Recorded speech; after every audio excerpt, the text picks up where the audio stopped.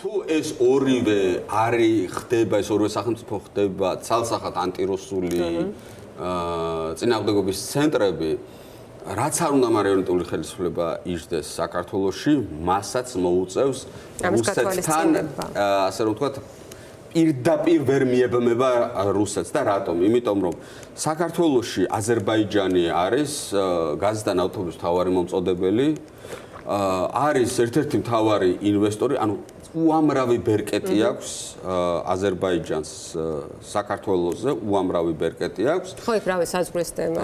ანუ უამრავი თემა არის, ასევე სომხეთსაც აქვს ნაკლები, რა თქმა უნდა, მაგრამ თავისი ბერკეტები მასაც აქვს და შესაბამის და ნუ არ დავივიწყოთ რომ ხლა თუ აზერბაიჯანთან საქართველოს ურთიერთობები გაფუძნდა, იქ არის თურქეთი, ანუ მარტო აზერბაიჯანთან ვერ ფუძნდება.